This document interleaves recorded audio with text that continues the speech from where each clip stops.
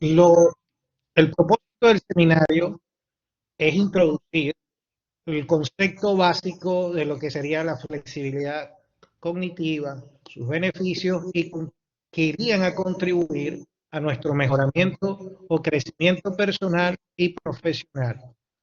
Lo llevamos tanto al ámbito educativo, porque estamos en el área académica, pero lo podemos llevar también al ámbito laboral. Y como diría nuestro gran premio Nobel y, y brillante científico, es brillante aquel que se atreve a cambiar sus ideas en un momento dado. Albert Einstein. De eso se trata. La rigidez, lo paradigmático, lo que desde pequeños vamos aprendiendo, se va acumulando en nuestra mente. Y en ese sentido, nosotros vamos a desarrollar de dónde viene y se origina ese concepto de la flexibilidad cognitiva, que es la flexibilidad cognitiva o mental, que es como popularmente se conoce, que es la ser flexible mentalmente. ¿Cuáles serían las características principales de la flexibilidad cognitiva? ¿Por qué es importante la flexibilidad cognitiva? ¿Cómo actúa la flexibilidad cognitiva en nuestro bienestar cotidiano, en nuestro día a día? Y dejar algunos consejos de cómo entrenar nuestro comportamiento, nuestra mente, para favorecer la flexibilidad cognitiva y mental. Y en ese sentido, tenemos que las funciones ejecutivas, desde el punto de vista neurocientífico, son aquellas habilidades necesarias para controlar y regular nuestros pensamientos, emociones y acciones frente a los conflictos o distracciones que nos encontremos en nuestra vida diaria. Un ejemplo, hemos vivido el momento de la pandemia. ¿Quién estaba preparado para estar encerrado en una pandemia? Para brincar de un espacio territorial de su aula presencial y correr a seguir trabajando en un aula virtual. Que los médicos se dieron insuficiencia y han corrido y desarrollado todas esas habilidades para poder desarrollar vacunas en tiempos inimaginarios y que fuesen efectivas. Esto es lo que llamamos la flexibilidad cognitiva. Y esa flexibilidad cognitiva se encuentra inmersa en un universo que le permite al ser humano autorregularse, organizarse, flexibilizarse, planificar, establecer las metas u objetivos y anticiparse. Esas funciones que se llaman ejecutivas son las que cada individuo va formando, sobre todo entre los 2 y 8 años. Hay distintas teorías, pero hay un consenso en que más o menos ese es el momento que todas estas habilidades o funciones ejecutivas, a lo mejor preguntarán, ¿qué son esas funciones ejecutivas? Pues son aquellos elementos que nos permiten diferenciarnos del resto de las demás especies. Y ese concepto, que es nuevo, es novedoso, es de mediados del siglo XX, a través del doctor Luria, se empieza a desarrollar. Y lo hemos cultivado y analizado. Nos preguntamos, ¿qué es la flexibilidad cognitiva? Es esa función ejecutiva, o sea, una ejecución superior que está en el ser humano, que nos permite reestructurar nuestros conocimientos previos. Todo lo que hemos aprendido en algún oficio, profesión, habilidad, conocimiento. Por ejemplo, el oficio de carpintero, o vamos a ponerlo mejor, el oficio del docente, que es lo que estamos en este momento estudiando. ¿Cuál era su oficio? Prepararse para impartir conocimiento en un modelo donde la sociabilización y todas las prácticas pedagógicas era el docente en el aula y era el modelador y líder. Hoy por hoy nos tocó dar un vuelco a los estudiantes, a aprender a entrar a un computador y al docente a impartir la docencia a través de la virtual. Ese cambio, ese modelo que le tocó adaptarse, esa función ejecutiva del ser humano es lo que permite el cambio. Y por eso, cuando en la presentación, una de las habilidades blandas que mayor se desarrolla y que está basada y fundamentada en la flexibilidad cognitiva es la gestión del cambio. Es ese cambio continuo. El cambio es permanente. Y en consecuencia, tenemos que resolver los problemas o las incógnitas, que son los problemas que nos permiten desarrollar la inquietud científica. ¿Cuáles son las principales características de la flexibilidad cognitiva? Tenemos que ella está estrechamente relacionada con la inteligencia fluida. ¿Qué es la inteligencia fluida? Es aquella que nos permite aprender de aprender, adquirir nuevos conocimientos, desarrollarlos, analizarlos y ejecutarlos. Por lo tanto, influye en el razonamiento fluido o líquido. Es esa capacidad crítica de análisis que nos permite visualizar escenarios. Los que participan continuamente en el SUGIS, la semana pasada vimos el pensamiento crítico, ese análisis crítico. Bueno, ese análisis crítico se alimenta de ese del racionamiento líquido o fluido y le permite al ser humano resolver los diversos problemas de manera novedosa, de manera práctica y que le permite ser flexible y eficaz.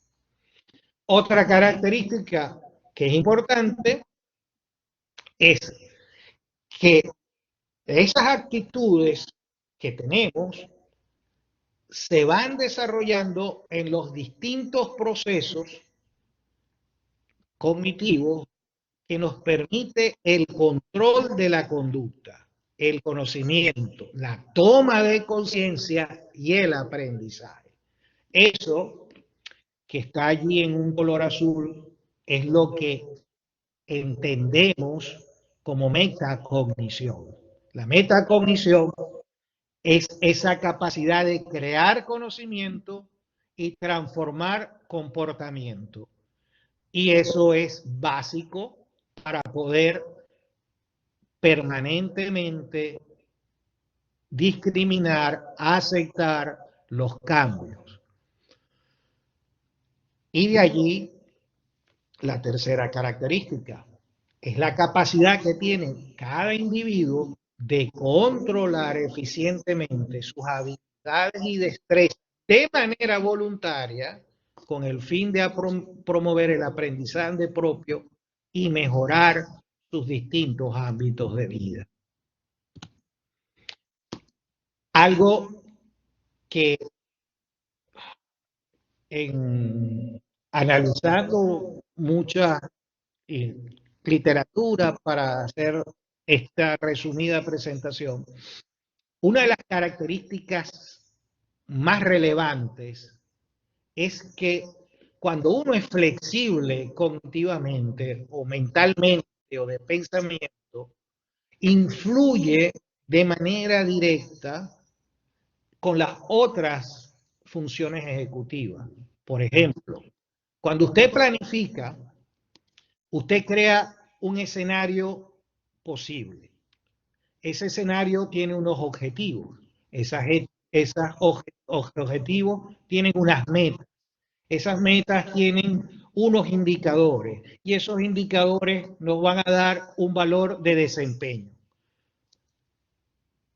Vuelvo a poner el ejemplo de la pandemia. Todo el mundo tenía un proyecto de vida, de negocio, de educación. Llegó la pandemia y nos rompe toda esa planificación, nos pone contra la pared y todo el mundo en un momento tiene una parálisis paradigmática y dice, ¿qué hacer? Ahí entra en juego este proceso, esta función ejecutiva que la llamamos flexibilidad. La flexibilidad se alimenta de todo lo que tenemos y hemos aprendido en esa memoria, en ese inmenso universo que tenemos en nuestra mente, en nuestro cerebro. También nos permite corregir, nos permite lo que ya le había puesto en la pirámide, esa visualización, ese ver a futuro y poder prospectivamente tratar de evitar de cometer los mismos errores o en su defecto, aquellas cosas que nos salieron bien, mejorarlas. Entonces, en ese universo de que tenemos como la metacognición, que se compone de esos 6 procesos básicos, la flexibilidad es la que nos permite avanzar continuamente. Es por ello que su importancia es que nos permite detectar la información, procesarla, analizarla obviamente, tomar las decisiones para poder responder ante ella. De la misma manera, nos hace tolerante a los cambios, rompe los paradigmas. Y de ahí que cuando una persona cognitivamente es muy rígida, le cuesta mucho los cambios. Ojo, es normal. Alguien que tiene toda la vida haciendo algo y le resulta y le genera beneficio y inclusive tiende a ser un modelo donde la gente lo imita y busca esa convivencia con los éxitos en momentos donde no responde al ámbito del que buscaba imitar y aprender y ve que dice, no, es que ese modelo no es así, ese cambio se debe a la flexibilidad cognitiva. Es importante que entendamos que ser flexible significa ser comprensivo, tolerante y en un momento dado ponernos en los zapatos de los otros. Esa capacidad de instruir, de saber y de buscar siempre los orígenes y causas de los problemas, las causas raíces. Hay gente que reacciona muy emotivamente como un volcán, o sea, estalla y dice que no va a cambiar, que es imposible, que las cosas tienen que mantenerse igual. Pero cuando llega alguien que tiene esa habilidad de ser ese mediador, negociador, que es esa habilidad blanda que también está presente dentro y fundamentada en la flexibilidad, se sienta a negociar y busca la causa raíz, se plantean los análisis Y en esa discusión de donde todo ese proceso mental y racional, como lo hemos descrito anteriormente, esa persona que tiene un paradigma, que tiene una rigidez mental, se va abriendo. Y en ese proceso que va abriendo, de que va entendiendo, se adapta a ese cambio. Es lo que en las organizaciones siempre se estudia en comportamiento organizacional, que es la resistencia al cambio.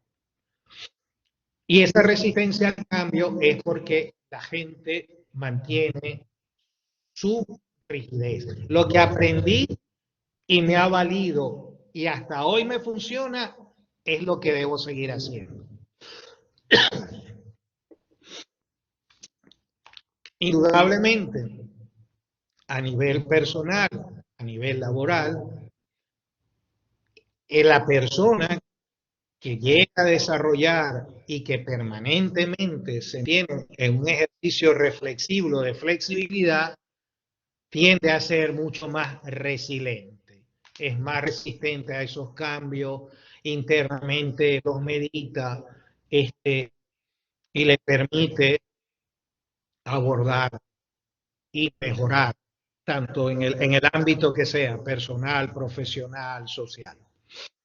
Y una de las cosas muy importantes es que los que tienen la flexibilidad mental más desarrollada desactivan los prejuicios.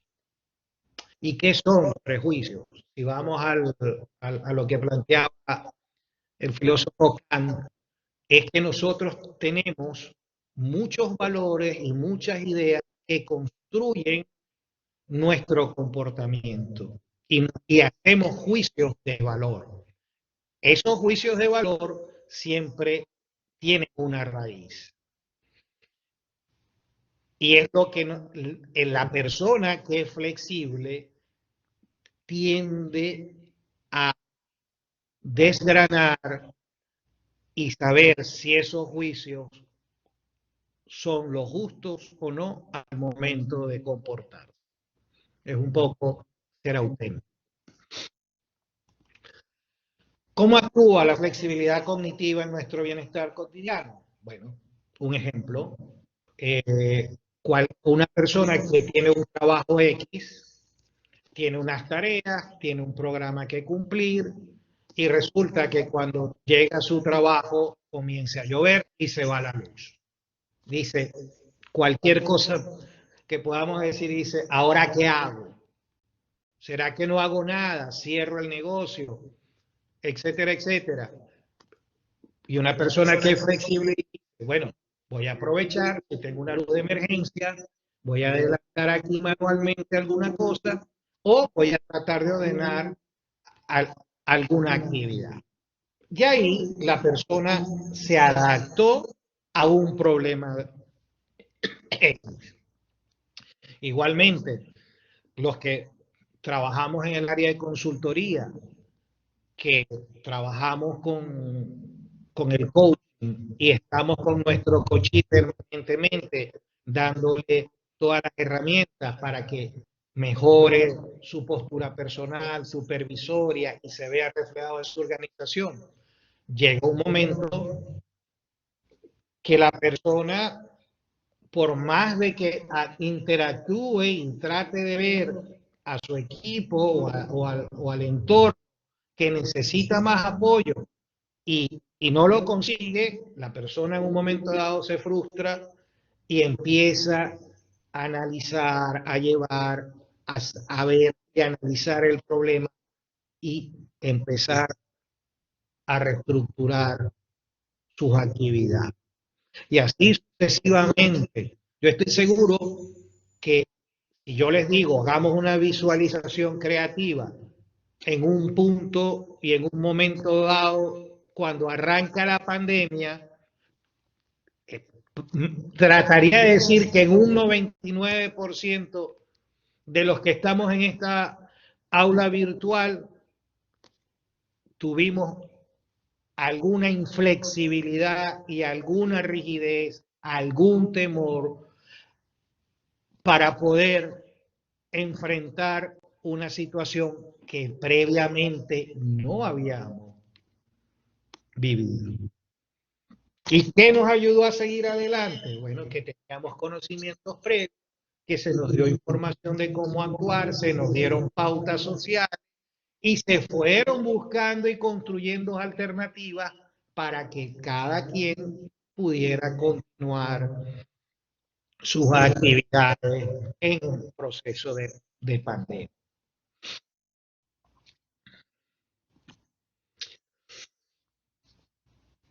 ¿Cómo podemos nosotros mejorar nuestra forma de pensar y tener amplitud, ser flexible, no ser demasiado rígido? Hay que abrirse a nuevos aprendizajes y ver los posibles cambios siempre de otro punto de vista. Prestar atención a sus pensamientos, aplicar un enfoque divergente, no convergente, diverso, la diversidad, la amplitud, el saber oír, el saber compartir, el saber analizar, ver siempre el bien común, buscar las soluciones creativas de los problemas cotidianos, intentar que cada cosa que te ocurra tienes que ser crítico, tienes que planteártelo desde el punto de vista perspectiva y no quedarse nunca con una sola opción. Ser proactivos es esa parte de estar allí, de ser empático, de ser asertivo, de saber expresarse, de manejar bien las habilidades interpersonales, de manera de que en el momento que nos pase algo inesperado podamos actuar sin que nos afecte y sin afectar a los demás. Es un poco evitar esos choques, a veces de tren, de posición, de que se cierran intransigentemente, etcétera, etcétera. Algo que es indispensable es que debemos tratar de romper las rutinas. Hay personas que se acostumbran a salir de la casa, llegar al trabajo, marcar tarjeta, hago lo que tengo que hacer, me regreso y así estoy. Hay personas que les satisfacen. Hay otros que son activos, que se mueven, que le dan valor agregado, que estudian, que hacen cosas. Bueno, esa gente que es dinámica, que no es estática, que no es rutinaria, generalmente tiene esa capacidad cognitiva más desarrollada, más interactuada y le permite crecer de manera más rápida. Y con todos los estudios que se han hecho de la neurociencia, es importante la actividad física. El cerebro necesita movimiento, necesita su oxígeno, su glucosa, beneficiarse, que todas esas hormonas que nos manejan las emociones, por ejemplo, las endorfinas, la serotonina, que es la que te genera la alegría, que es la que te forma la euforia, que es la que te evita el estrés, todo eso favorece la flexibilidad. En pocas palabras, nosotros tenemos que siempre estar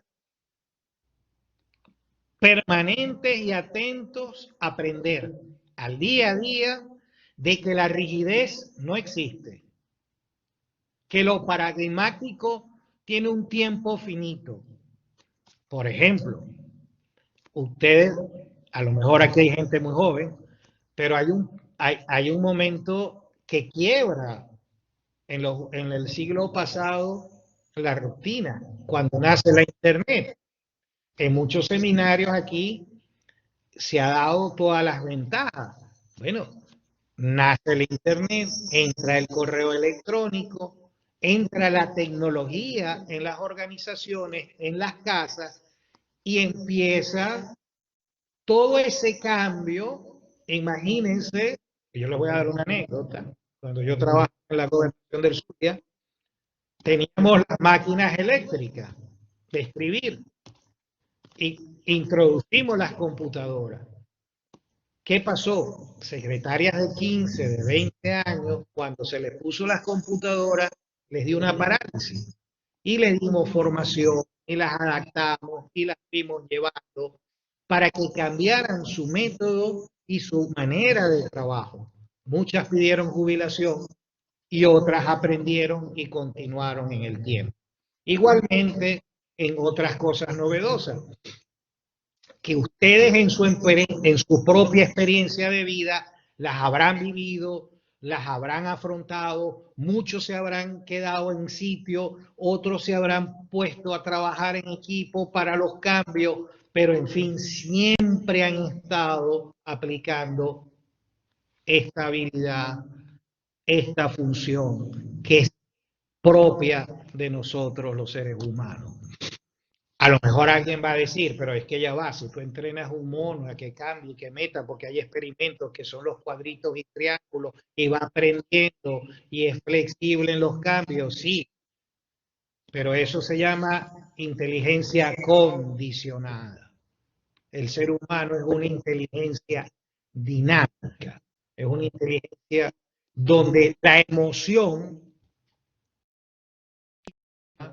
y la que genera ese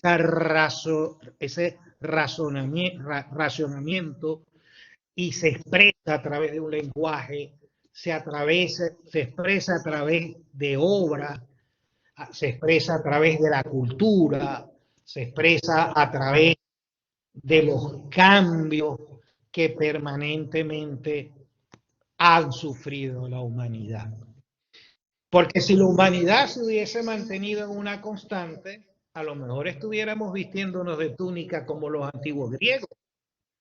Y en ese momento, cuando los romanos conquistaban todo ese mundo que existía en aquella época, todos estuviéramos hablando latín, estuviéramos en un solo idioma. Pero no, el mundo evolucionó porque el mundo fue flexible. El ser humano en esa búsqueda permanente de innovar, de crear, de romper paradigmas y de convivir socialmente, desarrolla esas funciones ejecutivas y entre las que más resalta es el ser flexible, el tomar lo que aprendí, aplicarlo en mi vida y ir observando cómo ese aprendizaje, cómo ese comportamiento, cómo esas actitudes, cómo esos valores que se comparten socialmente se alimentan, se retroalimentan y entra esa dinámica del aprender, del saber y de construir, de cogenerar civilización.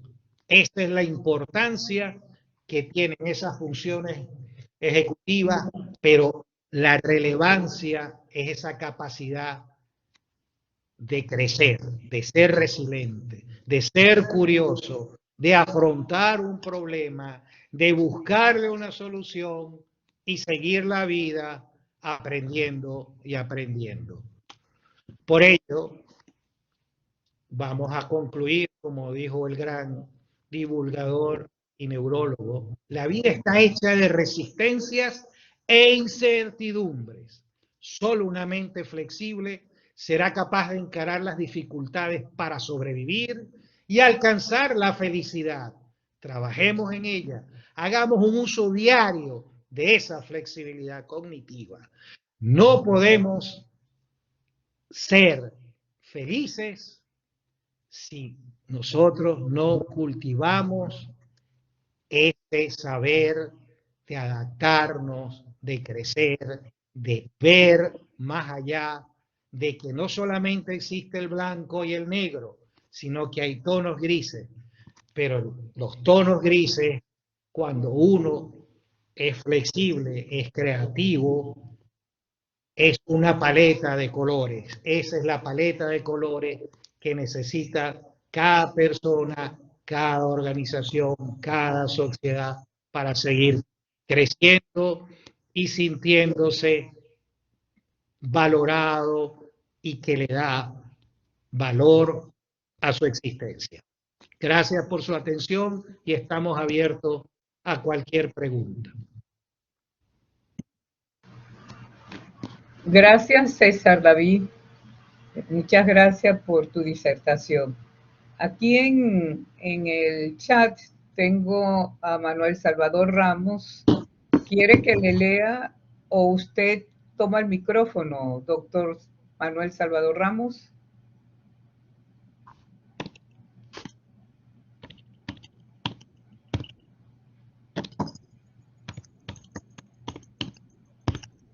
Él escribió en el chat: estupenda introducción al tema al hacer una clara precisión de los factores componentes. Nos llama la atención eso. Eso sí, que usted denota la noción de inteligencia fluida. Al usted calificar así el ejercicio intelectual, establece una diferencia conceptual con la inteligencia emocional.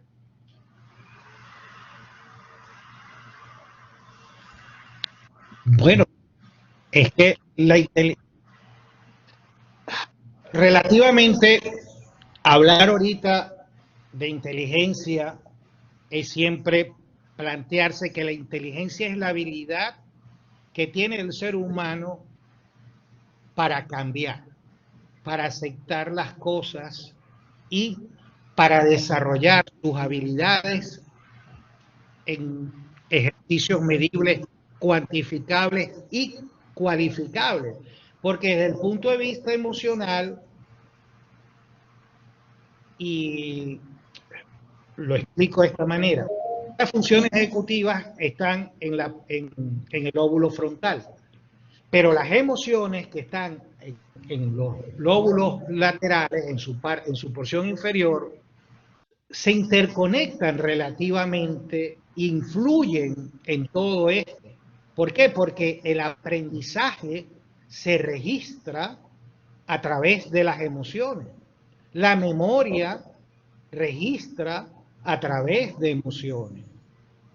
Y efectivamente, esa inteligencia fluida, que es la que me permite aprender conocimiento, de llevar lo aprendido a la realidad, se diferencia de la inteligencia emocional, siempre y cuando esa persona que está aprendiendo cosas nuevas, que va desarrollando cosas nuevas y que interactúa con nuevas personas, sea empático, sea proactivo, tenga una buena autoestima.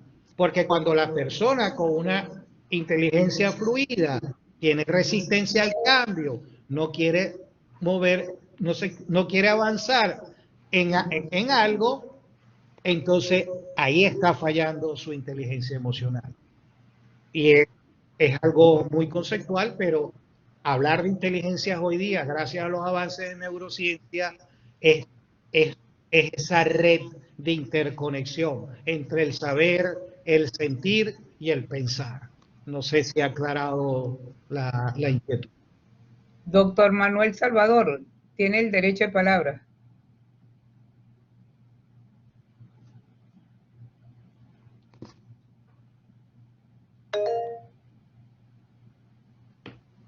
Oye, como que tiene problema con el micrófono.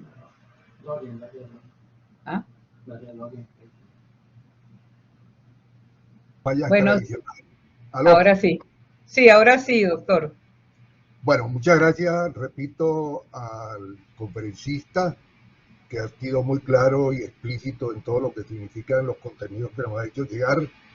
Por supuesto que enmarcado entre las gracias, como siempre, a la doctora Sandra Verde por invitarnos a estas actividades que retroalimentan nuestra condición pensante y nuestra actividad como personas profesionales.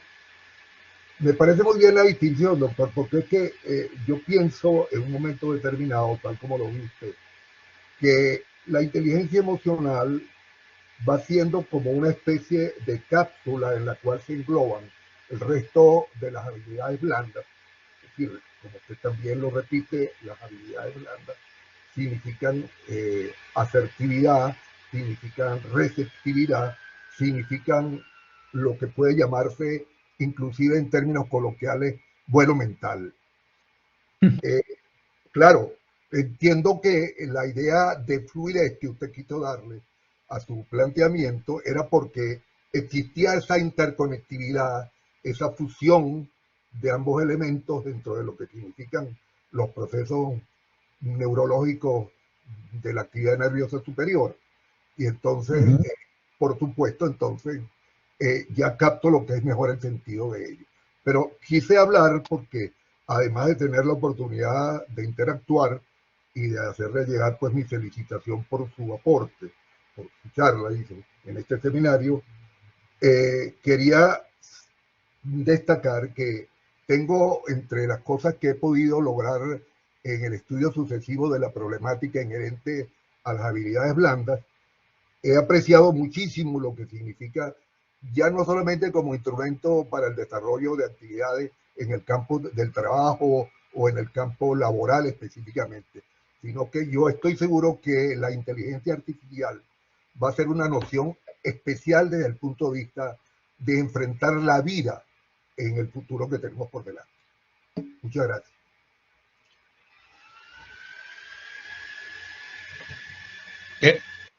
Efectivamente, esa era la idea de la fluidez, ese continuum, ¿no? Ese, vamos a llamarlo así, constante que existe en nuestras habilidades superiores y nuestras emociones. Una sin otra es muy difícil hoy en día separarla.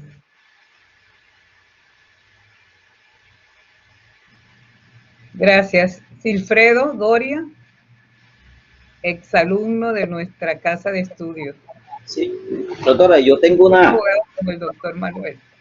tengo una pregunta aquí para el doctor acerca de la flexibilidad cognitiva aplicada al derecho y atendiendo que lo que aquí se habla son cuestiones meramente más subjetivas y dentro del ejercicio del derecho a nosotros como abogados y más bien si somos jueces y vamos a tomar decisiones, esta partecita de la flexibilidad cognitiva no se nos puede, o sea, nos hace mella en atención a la aplicación de la norma, dado que la norma es objetiva y aplica, a menos de que la norma nace por fundamentos subjetivos en el ámbito donde ella se crea, que son decisiones, son situaciones que se plantean dentro de un legislativo y se lleva a norma positiva. Y eso a veces nos cuarta a nosotros para ser flexibles porque no podemos hacer, digamos, unas reflexiones muy subjetivas acerca de lo que nosotros pensamos y acerca de cualquier pensamiento muy subjetivo. Tiene que estar ligado a la norma. Amén, cuando hay pruebas. ¿Cómo podemos nosotros ser flexibles? Yo, digamos, como si yo soy juez, para aplicar esta partecita donde la misma norma a veces me llama, y cuando me salgo de ella y aplico esta subjetividad de la cual se habla aquí, estoy prevaricando. Yo quiero que usted me diga en esa parte, en el contexto del derecho, cómo puedo yo ser aquí flexible cognitivamente cuando estoy amarrado a la norma. Bueno, el ejercicio del derecho es ese ejercicio donde la lógica se basa en argumentos. La prueba, el hecho, es ese argumento que se expone ante un jurado, ante un juez.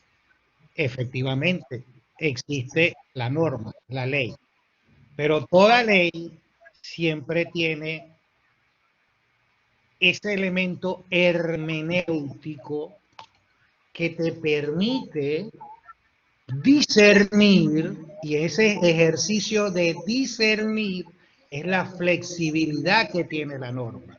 Ejemplo, cuando tú tienes un contrato y es ese contrato que muchos hemos tenido en la vida y que en algún momento nos toca disolver, que es el matrimonio. Porque el matrimonio es un contrato y existe una norma. Cuando existen los niños, está la ley. Pero existe la flexibilidad cuando el juez tiene que discernir a quién le queda la custodia, si en ese caso hay una prueba de maltrato, de vulnerabilidad, etcétera, etcétera. Entonces, eso lo tenemos en el derecho, pero es de una manera más metódica, que es esa hermenéutica y esa diserción o discusión de la ley, y por eso es que salen sentencias novedosas que cambian en algún momento los paradigmas legales. Y eso es algo que usted en su ejercicio, y si es juez, en algún momento tomó una decisión que puede romper un paradigma y crea algo nuevo. Es eso, ahí es donde usted ve permanente y continuamente ese concepto de la flexibilidad dentro del derecho, desde mi humilde opinión. Sí, doctor, entiendo lo que me dice, pero sigamos a través de esa hermenéutica y esa lógica. No solamente estamos, o sea, debemos ceñirnos a lo que la ley dice, que la ley lo que hace es tipificar una conducta o cierta situación que de darse sería ilegal, distinto a lo que diga la norma. Entonces, hay veces que nosotros, como funcionarios, queremos darle un sentido de flexibilidad cognitiva, y si nos salimos de esa y de lo que diga la prueba y de lo que está en la ley y de lo que es el hecho, atendiendo el silogismo que se le hace, teniendo que si vemos está una premisa mayor y una premisa menor, sea mayor que es la norma y premisa menor es el hecho que se concurre, que se va a investigar o que se va a resolver a través de unos elementos que llegan como la prueba atendiendo todas las que se puedan hacer llegar al proceso para determinar y tomar una decisión lógica y razonable. O sea, no nos da a nosotros, no nos da, o sea, así a simple vista, como lo que usted plantea aquí en esta parte, de pronto en otras ramas del conocimiento, de pronto sí se puede darse de esa aplicación de esa flexibilidad cognitiva así de manera tajante, así como lo usted está aplicando. A mí me parece que en el derecho, y me parece que no, a nosotros no nos permite, o sea, al momento que vamos a fallar o tomar una decisión, ser tan, o sea, salirnos de lo que dice la norma y de lo que verdaderamente se logre probar. O sea, si hacemos una situación verdaderamente muy subjetiva, rayándonos y saliendo de lo que dice la norma, no, o sea, podemos ser objeto a una sanción disciplinaria o a una investigación porque estamos prevaricando, estamos saliendo fuera del ámbito de lo que verdaderamente la norma quiere. O sea, aquí, o sea, yo quiero es que, o sea, así tan sencillamente como lo usted está planteando en el derecho, no se puede aplicar, en mi modo de ver.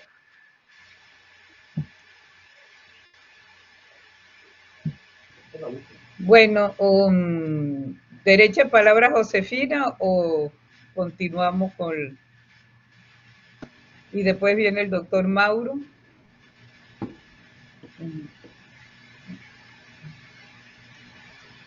Doctora Josefina.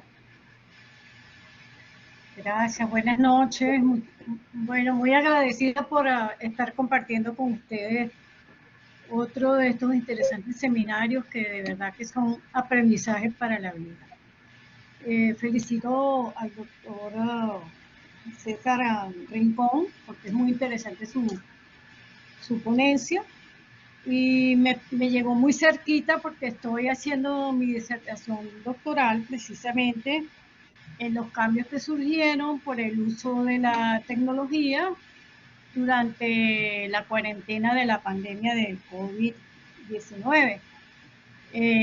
Mi interés es valorar el rol de los líderes que hicieron posible que todos esos maestros, profesores, utilizaran la tecnología para lograr que el proceso educativo no se detuviera durante estos 2 años. Y quiero investigar cómo fue esa lucha o esa batalla de esos líderes tecnólogos que tuvieron que convencer a sus colegas profesores de que usaran la computadora, de que dieran las clases online, que adaptaran sus cursos en internet, pues todas estas cosas. Me encantó que usted tocara ese punto y de verdad le agradecería mucho que me facilitara su correo electrónico para poder consultarle más directamente, que me hiciera el favor de compartir todo ese conocimiento que usted tiene sobre la flexibilidad para compartir su literatura y esa cosa. Muchas gracias. Muy interesante. No, gracias a ti, y mira, pondremos el correo por el chat, y no hay ningún problema en intercambiar información. Hay muchísimas ahorita investigaciones que se están haciendo sobre eso, ese proceso de adaptación de muchos docentes en todos los ámbitos, educacionales, organizacionales. No hay problema en compartirlo. Gracias. Doctor Mauro Hernández. Gracias, Sandra. Gracias, César, por la espectacular presentación. Me encantó el tema. No soy experto en él, pero tiene mucha lógica lo que ha comentado usted, ¿no? Igual que la charla anterior de la semana pasada, también muy interesante. Esto me recuerda, mi cédula se va a caer al piso, hace como 20 años, 30 años, unas comiquitas, unos cómics de Pinky Cerebro. Pinky le preguntaba a Cerebro, ¿qué vamos a hacer hoy, Cerebro? Y tratar de conquistar el mundo. Y esa es la flexibilidad. En cuanto a la parte del área legal, yo estoy de acuerdo que ahí existe una flexibilidad, aunque yo no soy experto en el área, por supuesto. Pero siempre hay diferentes formas de tratar una ley y de buscarle el otro lado, pues, ¿no? Ahí está la flexibilidad en la parte legal. En la parte de ingeniería civil, por ejemplo, yo estoy construyendo un spa en estos momentos en Venezuela, 8 o 10 habitaciones, sauna, jacuzzi, salas de masajes, y tengo 18 cámaras que todo el tiempo estoy monitoreando a los trabajadores. Y mire, la gente quiere hacer las mismas cosas. ¿Por qué se cometen los errores? Porque seguimos los mismos procedimientos todo el tiempo. No tenemos esa flexibilidad de buscar alternativas, tratar de conquistar al mundo desde otro punto de vista, pero de otra forma. Entonces, eso es verdad, eso hay que enseñarlo, hay que motivarlo. Yo no sé si es algo inherente. Yo siempre trato de buscar otra alternativa. Siempre buscar otra alternativa de las cosas. Y es la manera de sobrevivir, ¿eh? Y hay mucha gente que sigue cometiendo los mismos errores y se pregunta, o sigue el mismo procedimiento y comete los mismos errores. Y se pregunta después, ¿por qué fallé? Porque estás haciendo lo mismo. Entonces es un simple comentario, muy buena su exposición. Hay que tener en cuenta este concepto de flexibilidad cognitiva para poder por lo menos sobrevivir en este mundo de cambios. Muchas gracias. Y trataremos de conquistar el mundo. Sí. Gracias, doctor Hernández. María Rivera, la doctora María Eugenia Rivera.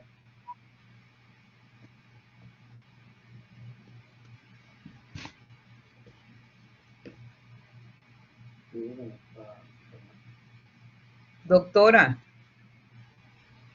Rivera. Buenas noches, aquí estoy ya. Quería solo, felicitar a César por su ponencia y por todas esas dimensiones expuestas sobre lo que es la flexibilidad cognitiva. Pero quería hacerte una pregunta porque mientras hablabas, recordaba, y seguramente tú lo manejas dentro de tu área de la psicología. Se fue la... Que acá es la cédula. Se fue la... Doctora Rivera, se le está Pero, cortando, perdón, se le está cortando, no se oyó, hasta la felicitación a César. David.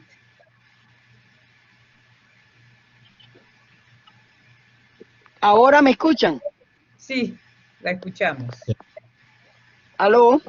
Sí, sí. ¿Ahora me escuchan? Sí, sí, la Sí. escuchamos, doctora. Ok, que le comentaba que yo le comentaba a César que hace algunos años Robert Stenberg desarrolló toda una corriente dentro del mundo de la psicología, precisamente para hablar sobre lo que tiene que ver con la capacidad que tenemos los seres humanos de resolver los problemas. Y cómo nos enfrentamos a las situaciones problemáticas cotidianas en el quehacer de todos los seres humanos. Y él hablaba de que la inteligencia que la catalogaba en esa corriente, él hablaba de la inteligencia exitosa. Y decía que es la capacidad que tenemos los seres humanos de desarrollar lo analítico, lo práctico y lo creativo al momento de resolver los problemas. Te pregunto yo, César, en esa conceptualización que hizo Robert Stenberg de lo que es la inteligencia, ¿pudieran entrar estos elementos como dimensiones de esa flexibilidad cognitiva que nos está hablando? El desarrollo de ese pensamiento práctico, creativo y analítico, porque a veces desarrollamos mucho la inteligencia en lo analítico, pero entonces tenemos dificultad para adaptarnos en esa inteligencia práctica y en la inteligencia creativa para resolver problemas. Entonces quería que me dieras tu opinión al respecto. Bueno, ciertamente, profesora. Stenberg trabajaba como una especie de triada, si no mal me recuerdo, desde el punto de vista de inteligencia, pero él enfocaba mucho que existe la capacidad de captar o de aprender, se almacena la información, se modifica y se trabaja, que es este proceso que le da al análisis. Y efectivamente, al involucrar las funciones ejecutivas o la metacognición, la inteligencia sin metacognición es muy difícil definirla o, o negar que existe entre ellos esos elementos a nivel de inteligencia. Porque una de las cosas que siempre tenemos es que planificamos, vamos aprendiendo continuamente sobre la experiencia que se vive día a día.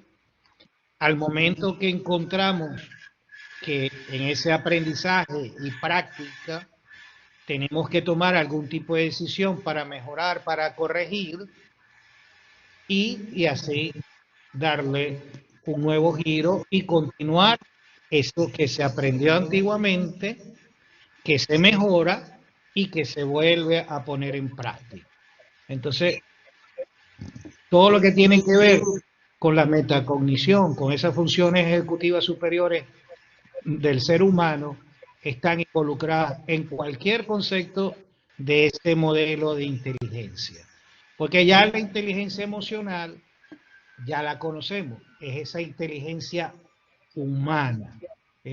Esas habilidades blandas son las que nos permiten ser humanos, el humano que se comunica, el humano que siente, el humano que piensa, el humano que aprende y que sus emociones, que en algún momento le puede causar algún tipo de interrupción en su vida cotidiana, él tiene que revisarla para poder mejorar. Ejemplo, hay gente que cuando está trabajando sobre mucha presión, tenemos ingenieros muy buenos que pueden estar trabajando sobre presión, pero en algún momento esa presión se le convierte en un estrés y ese estrés a lo mejor le hace cometer algún error. Una vez que pasa ese estrés, una vez que controla esa emotividad y corrige sus cálculos, evidencia esa flexibilidad y esa inteligencia. No sé si le contesté la pregunta.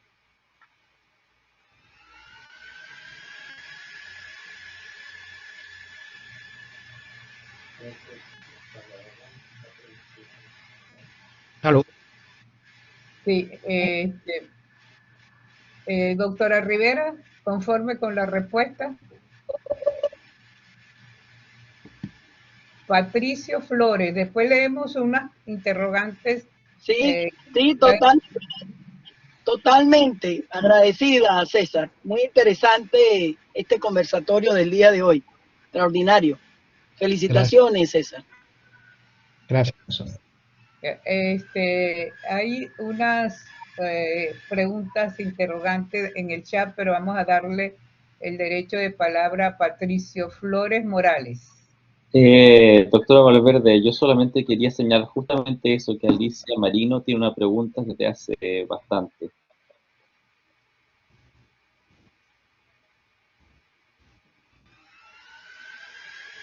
Perdón, Patricio, no entendí. ¿No se me escuchó? No. Lo único que quería decir yo es que Alicia Marino tiene una pregunta en el chat de hace bastante. Ok. Entonces vamos a leer la pregunta. Vamos a leer el chat. Alicia, aquí está Alicia. Alicia dice, feliz noches, apreciados compañeros. Me gustaría conocer su opinión con respecto a lo siguiente.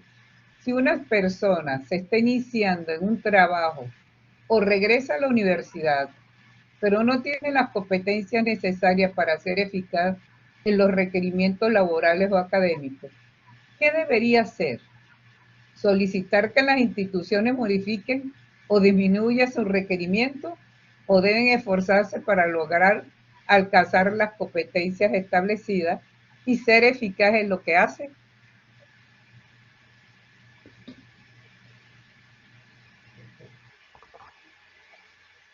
Bueno, si la pregunta es conmigo,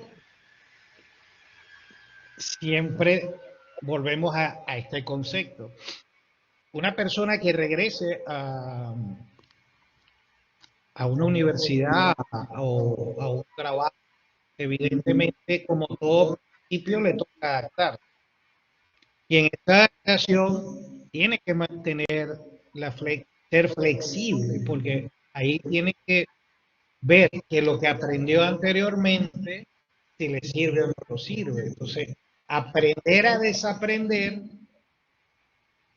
planificar, analizar, para volver a aprender y que eso le permita levantar, retroalimentar, fortalecer, como le queramos poner el adjetivo, a esa competencia y a eso lo más importante es la motivación con la que esa persona quiere volver a sentirse, bueno, en el caso de aprendizaje, aprender conocimiento nuevo, a sentir que va a seguir creciendo y eso lo motiva a seguir adelante.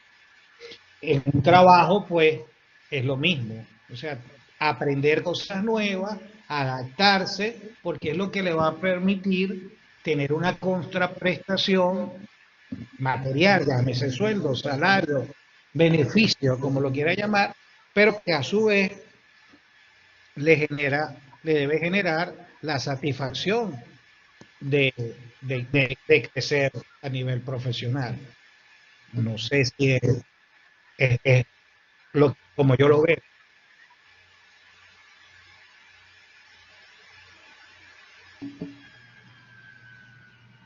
Ok, hay otras preguntas aquí en el chat. Dice, vamos a ver, leer aquí. Muchas felicitaciones al compañero César David por su interesante seminario, sus enseñanzas. Carlos Julio, me parece muy interesante el seminario, un tema muy interesante. Yo vi otra pregunta, compañero. Excelente. Reingeniería de los procesos, Mauro. ¿Hay otra pregunta? Carlos Julio, yo leí algo de Carlos Julio, no sé. Carlos Julio, ¿tú tenías una pregunta? Yo creo que leí algo de Carlos Julio. Bueno, el micrófono está abierto para los de la audiencia. Afirmaciones, preguntas, inquietudes, consultas.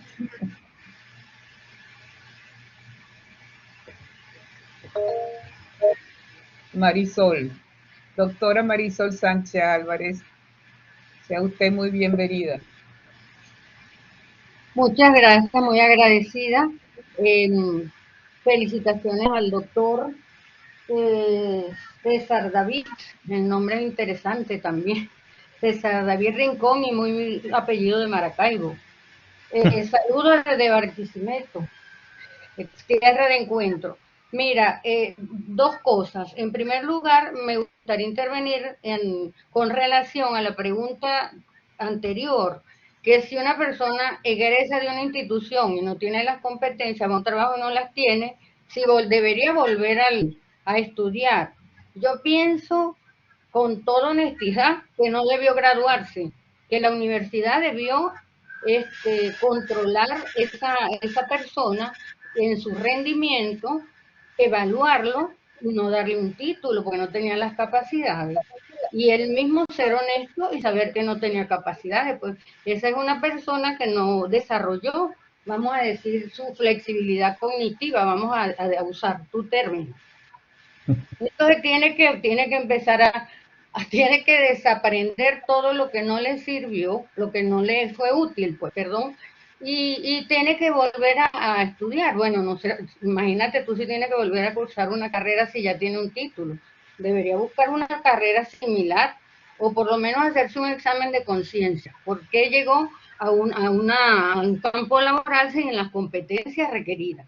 Es una cuestión de honestidad de la persona.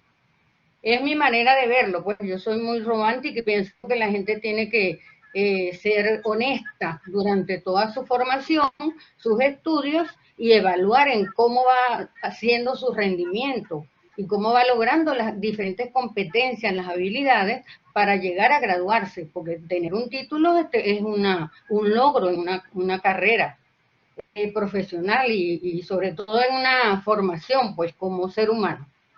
En cuanto a tu conferencia, bueno, te felicito. De verdad, César David, me ha puesto a pensar en varias cosas. A mí me encanta el tema del pensamiento crítico, la inteligencia emocional, la neurociencia. Y bueno, pero hay una cuestión que me gustaría preguntarte. Tú hablas de flexibilidad cognitiva y dices que es una función ejecutiva, ¿verdad? Que nos permite reestructurar nuestro conocimiento a la vez que se asimilan otros. Bueno, el término asimilar para mí no es asimilar, sería que se construyen nuevos aprendizajes, ¿verdad? No quiero cuestionarte, sino que es cuestión de complementar un poquito, porque eso me imagino que eso fue lo que quisiste decir. Ahora, yo el término función ejecutiva me parece como muy técnico para una cosa tan bonita y romántico como la flexibilidad cognitiva. Yo hablaría más bien de actividad mental disciplinada, habilidad que se desarrolla en la medida que nos estamos formando, capacidad de analizar y de evaluar. O sea, una manera de definirla como un poquito mucho más amplia, de manera que no se vea como tan rígida. Claro, lo que pasa es que aquí interviene, como tú bien lo dijiste, la parte emotiva, la parte de afectiva, de aprendizajes, ¿verdad? Afectivo, de desarrollo emocional, y entonces hay que darle un término un poquito más y sacarlo un poquito del tecnicismo. Sería pues lo que yo pueda aportar, pero con todo respeto, porque tú me interesó mucho tu conferencia y me hace estudiar. Tengo que involucrarme en esa parte de todo lo que te oí, porque me pareció que está bien acertado. Muchas gracias. Profesora, yo también soy un gran romántico. El hecho, hay que verlo, y eso es ser flexible, y es la idea de esto. Hay que también, es una actividad mental, ciertamente. No Por puede eso superar también la pantalla. utilicé en Ojalá cierto me- momento la flexibilidad mental. Y hay que verlo desde ese punto de vista. Y gracias por su feedback. Sería también una habilidad afectiva, ¿verdad? Porque eso es lo que complementa al ser humano, lo mental y lo afectivo. Y habilidades. ¿Ah? Es muy cierto. El ser, pensar y sentir. Es correcto. Y hacer, y hacer. Y el hacer.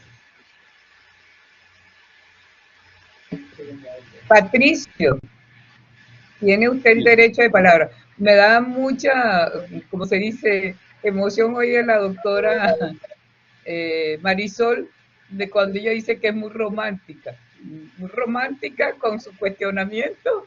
Había que hacer una gran interrogante. Bueno, vamos a oír Patricio también. Vamos a ver si es romántico también. No sé, yo creo que he visto de lo romántico, pero quisiera hacer un acápite. ¿Se me escucha bien? Perfecto. Vale. No sé quién nombró en algún momento, cuando estaban preguntándole a César, alguien que está construyendo decía un spa y entonces las personas hacían siempre lo mismo y no trataban de ver otra forma de hacerlo, entonces claro, se equivocaban y después se preguntaban por qué lo había hecho mal. Cuando se habla de flexibilidad cognitiva, entiendo que justamente la persona tiene que buscar una alternativa que no le acomode. Y eso tiene que ver mucho con romper el temor a equivocarse y a vencer el miedo. Y la condición del miedo es, valga la redundancia, una condición sociobiológica que nos viene desde mucho tiempo atrás del hombre en las cavernas, y probablemente por eso es que hay muchas personas que se vuelven a equivocar, porque tienen miedo de cambiar, ya que el cambio significa hacer algo que es inseguro, algo que es nuevo, un desafío, y por lo tanto prefieren seguir haciendo lo que hacen, ya que eso lo conocen y los hace sentir más seguros. Por eso cuando César propone justamente de la flexibilidad cognitiva, que yo estoy completamente de acuerdo con muchas cosas de la que ha dicho, a las personas que siempre han tenido esa visión les cuesta ser flexibles, por lo mismo, porque les falta vencer el miedo. Parece que ahí el doctor Mauro Hernández fue el que lo dijo. Eso es lo que quería aportar, y felicidades, César, por la ponencia. Gracias. Efectivamente. El miedo, que es vamos a llamarse, una de las emociones innatas que nacemos con ello, siempre genera la incertidumbre. Y, y las incertidumbres siempre van a dar esa ansiedad que el ser humano siente al momento de que hay un cambio. Y de ahí es que, insisto, el cambio es la única constante que existe en la vida. Porque desde que nacemos hasta que morimos, estamos en un permanente cambio biológico, psicológico, cultural, ecológico. Y esta es una realidad que tenemos que aceptarla, y más en un mundo donde la incertidumbre ya es lo cotidiano, y lo que aprendimos en el siglo pasado se quedó en el siglo pasado. Bueno, por eso que tenemos que cambiar y fortalecer esas habilidades para poder vivir en este mundo VUCA. Era un mundo totalmente complejo, ambiguo, incierto. Para eso es que tenemos, porque el cambio es una constante. José Vargas, doctor Vargas, sea usted bienvenido con sus asertivas interrogantes y afirmaciones. Muchas gracias, muy buenas tardes, o no, tardes todavía aquí en Guadalajara, noches para ustedes. Felicidades al expositor, excelente. Lo único que quiero es hacer una observación, más bien una aplicación de la flexibilidad cognitiva al management, a la administración. Vean ustedes, normalmente en las organizaciones se habla de planeación estratégica. Se hace planeación estratégica por 3 años, por 5 años, por 10 años. Entre más largo sea el horizonte, es mucho mejor, aunque tienen que estarse revisando. Es correcto, es una guía de acción finalmente al futuro. Sin embargo, las cosas no siempre salen como se planean y muchas organizaciones se les hace difícil cambiar sus planes estratégicos porque consideran que se apartan de su rumbo, de su visión. Sucedió muchísimo. Hay casos verdaderamente extenuantes ahora con lo de la pandemia. Pero quiero traer esto a colación, un trabajo que apareció hace unos 20 años aproximadamente, que se llamaba de la planeación estratégica. No es un iron cage, no es una jaula de hierro que necesariamente las organizaciones se elaboren y piden que cada quien haga su parte de esa planeación estratégica, lo bajen a planeación táctica, a planeación operativa, y que nadie se aparte de su rumbo. Todo lo contrario, todo lo contrario. El medio ambiente es incierto, es ambiguo, es complejo, y esas son variables con las que la planeación estratégica tiene que trabajar, considerar y sobre todo no pensar que es una jaula de hierro para las organizaciones o para los individuos, sino tener total flexibilidad para ir modificando esa planeación estratégica en función de los cambios tan acelerados que se dan. Pues era todo lo que yo quería aportar, simplemente lo estaba ligando con el management y con autores que han trabajado ya esto, de la flexibilidad, podemos decir, una aplicación, aunque no le llaman así, una aplicación de la flexibilidad cognitiva al management. Y felicidades otra vez más, muchas gracias. Felicidades a los organizadores, desde luego que este evento es sumamente importante para todos. Gracias. Gracias por el feedback. Gracias a usted, doctor. César David, ¿que iba a decir algo? No, efectivamente, una de las reglas que tienen en la gerencia, aparte de la planificación, es que la planificación no es rígida y es flexible, porque como lo decía el doctor, nada es permanente cuando tú tienes una visión de tiempo larga en la planificación. Eso es un poco lo que en un momento hablé de la parte prospectiva, pero es que totalmente de acuerdo con él.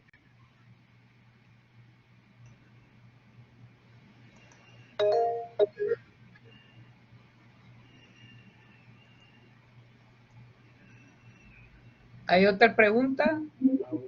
Mauro, doctor Mauro. Sí, bueno, interesante esto sobre la planificación estratégica.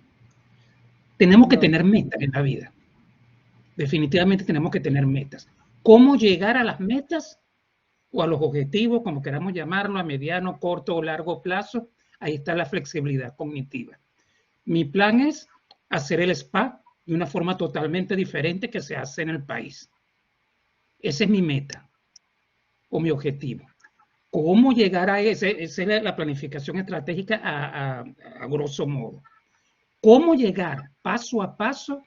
Es cuando yo aplico instintivamente, pues sabía que se llamaba así, flexibilidad cognitiva. Ah, esto no resultó bueno, vamos a usar esto. No use ese tipo de concreto, no compremos este tipo de mesa de masaje, compremos esta bomba para el jacuzzi, compremos este aceite para el sauna, en vez del otro. Es la flexibilidad que debe existir, pero yo debo tener mis metas, porque si no voy a ser un perdido toda la vida.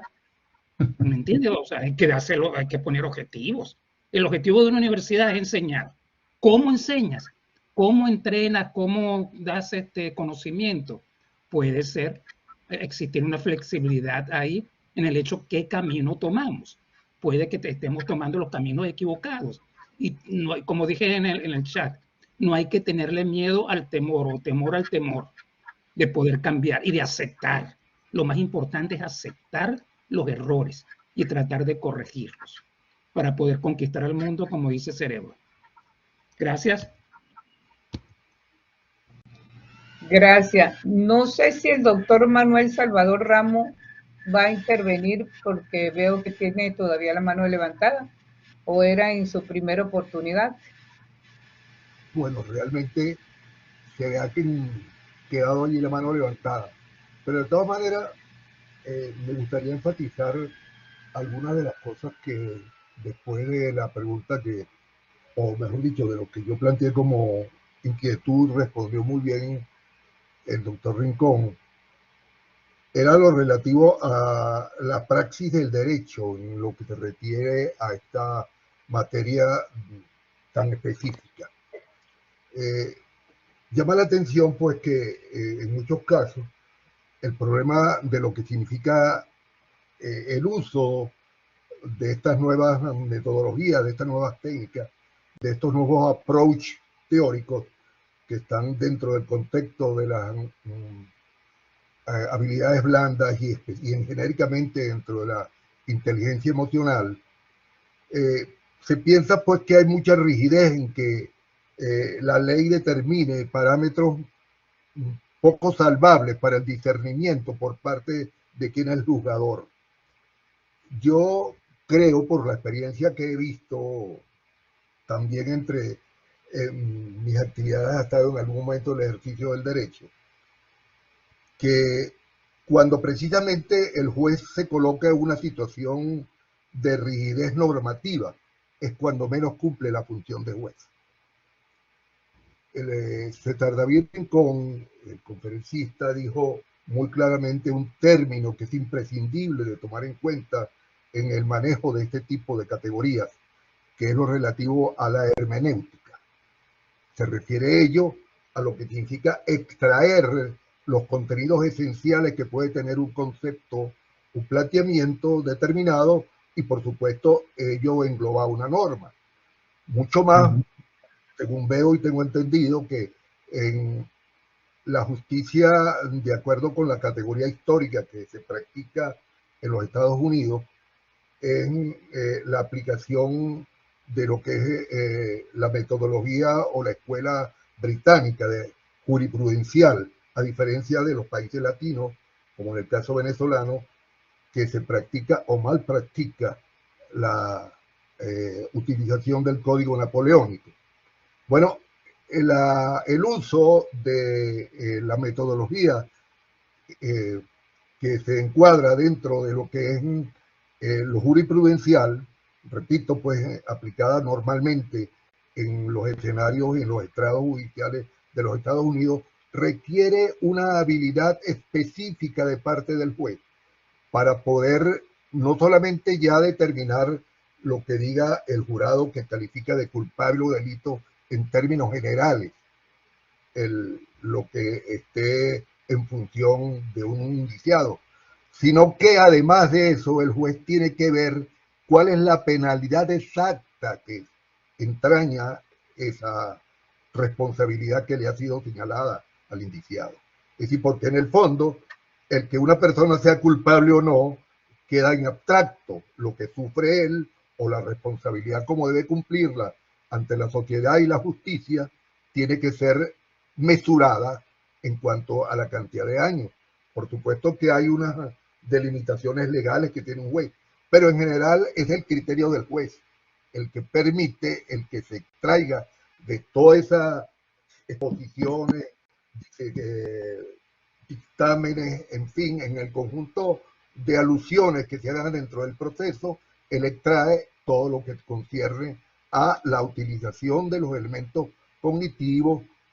Repito algo que dijimos en la anterior intervención, como es lo del olfato, un poco en términos coloquiales, para poder llegar al fondo de lo que significa una situación de esa índole.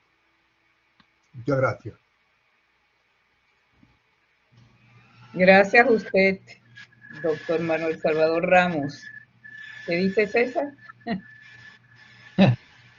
Bueno, por eso hice referencia al término. O sea, generalmente la diferencia entre el derecho sajón, que es el que utiliza el Commonwealth, o sea, los británicos, australianos, o sea, los que fueron colonias inglesas, se diferencia de nuestro derecho, que es la parte francesa, alemana y romana, pues, o sea, son categóricamente administran normas, pero es que el juez tiene, cuando hace ese ejercicio de oír las partes, él tiene que analizar el discurso, y analizar el discurso es tener esta flexibilidad de poder interpretar la norma al que mejor exponga la argumentación y demuestre que sus hechos son verdaderos. Entonces, el elemento metacognitivo, porque no solamente dentro de lo flexible, sino todo lo que tiene que ver con la parte de lo que ya uno tiene en memoria y la jurisprudencia que te indica que casos similares se resolvieron de una manera y que tú lo tomas como argumento teórico para poder exponer el caso. Entonces, yo estoy de acuerdo, o sea, esto es algo que siempre va a estar presente, que son de carácter subjetivo. Bueno, pero es que la objetividad en sí misma es una definición subjetiva. Pero lo que es una realidad es que los seres humanos tenemos estabilidad intrínseca y que unos las desarrollamos de una mejor manera que otros. De ahí que esta habilidad blanda, como lo planteaba en lo que es entrenar o los consejos para mejorarla, la gente pues haga esos ejercicios de manera de que en su ejercicio personal, laboral, inclusive en su actividad social, tenga presente de que ser flexible nos da la capacidad de entender y de actuar en consecuencia de una nueva visión o de un cambio de visión. Ni da las gracias. Debería. Bueno, y para concluir, que ya no veo más manos levantadas, muchas gracias verdaderamente a César David Rincón.